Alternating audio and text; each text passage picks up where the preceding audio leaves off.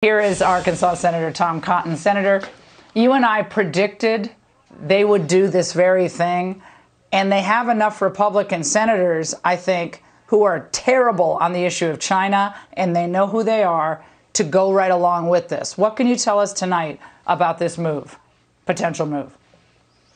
Well, Laura, first off, it's so silly to blame these tariffs for inflation. These tariffs were in place almost from the beginning of the Trump administration when we did not have inflation. It's kind of like blaming inflation on so-called Putin's price hike when the price of gas was increasing well before Vladimir Putin invaded Ukraine. The next thing they're going to be blaming inflation for is a lack of unicorn tears to fuel our cars around the country. But unfortunately, it's part of the pattern you see with the Biden administration continuing to try to conciliate with China, to turn the other cheek, not pursuing, for instance, the likely origins of the coronavirus in the Wuhan lab.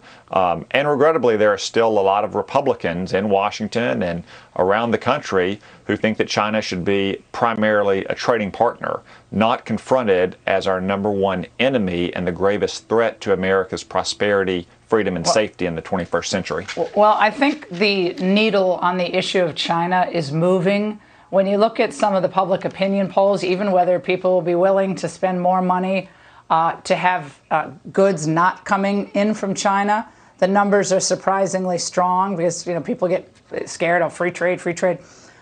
Here's a recent poll, okay? Do you support the U.S. government using trade remedies on China? Strongly support, 40%. Somewhat support, 33%. Opposing is only 10%.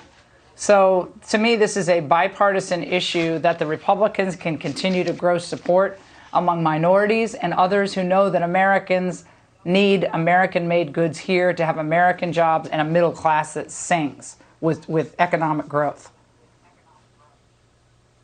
Laura, I agree with that. And I hear it all across Arkansas. So many Arkansans have reason to support cracking down on China, whether they're rice farmers who have had their genome stolen, whether they look at the University of Arkansas and see a professor who is charged for being a spy with China, whether they have kids in the military who are in Japan or South Korea or just on a ship in the Western Pacific, Christians who are worried about persecution of their fellow religionists throughout China, or sometimes just outright liberals who look at what's happening in places like Hong Kong or Northwest China, where China is persecuting religious and ethnic minorities.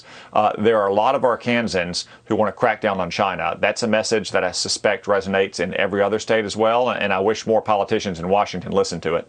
And Senator, all these people who say that they're worried about democracy and they're worried about civil rights and a civil society, but all they want to do every step of the way is to make money for China and to make money for themselves.